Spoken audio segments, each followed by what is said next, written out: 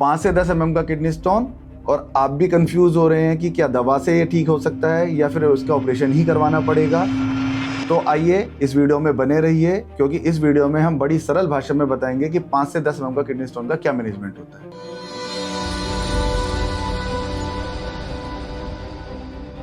नमस्कार दोस्तों, मैं doctor Ankit Gupta, senior consultant urologist, robotic euro-oncologist and kidney transplant surgeon.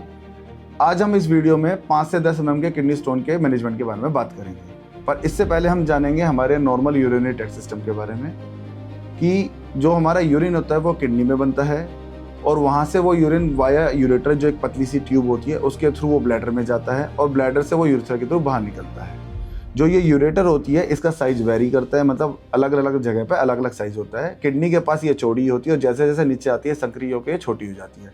Kidney के पास इसका साइज 6 mm होता है, और जैसे जैसे ये नीचे आती है तो ब्लैडर के जंक्शन पे इसका साइज 3 mm होता है।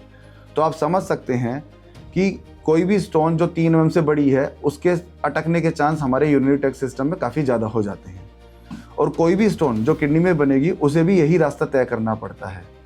तो आइए अब डिटेल में डिस्कस करते हैं 5 से 10 mm के किडनी स्टोन के मैनेजमेंट के बारे में। 2 मैनेजमेंट होते हैं, मेडिकल मैनेजमेंट या सर्जिकल मैनेजमेंट। मेडिकल मैनेजमेंट में जैसे कि कुछ लोग बोलते हैं, घर के रिश्तेदार बोलेंगे, आसपास वाले बोलेंगे, अरे ये तो बहुत छोटी पथरी है, देसी दवा ले लो या खूब पानी पी लो, उससे अपने आप ही कट कट के निकल जाएगी। या कुछ लोग होते हैं वो बोलते हैं कि ये नहीं, स्टोन निकल पाएगी, उनके खुद के एक्सपीरियंस होते हैं और वो कहते हैं ये इसके लिए ऑपरेशन कराना ही पड़ेगा। तो क्या है सच्चाई? कब लेना है मेडिकल मैनेजमेंट?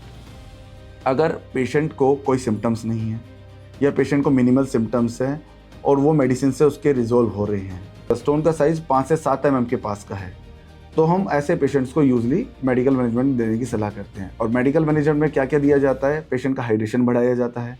दूसरा, उसको कुछ over the counter pain killer दी जाती है जो इम्पैक्टेड साइट पे सूजन कम करती हैं। और तीसरा, कुछ ऐसी मेडिसिन होती हैं जो यूरेटर को रिलैक्स करती हैं, तो स्टोन के निकलने के चांस बढ़ाती हैं। सवाल आता है कब तक मेडिकल मैनेजमेंट देना है। अगर पेशेंट के सिम्टम्स रिजोल्व हो जाते हैं मेडिकल मैनेजमेंट में, तो 14 दिन बाद हम रिपीट इन्वेस्टिगेशन कराते हैं।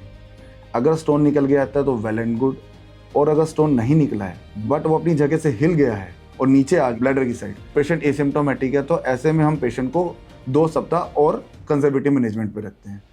परंतु अगर पेशेंट का स्टोन बिल्कुल भी नहीं हिला है, या मेडिकल मैनेजमेंट पे भी पेशेंट को सीवियर पेन हो रहा है, तो ऐसे में हम पेशेंट को ऑपरेटिव मैनेजमेंट के लिए सलाह देते हैं।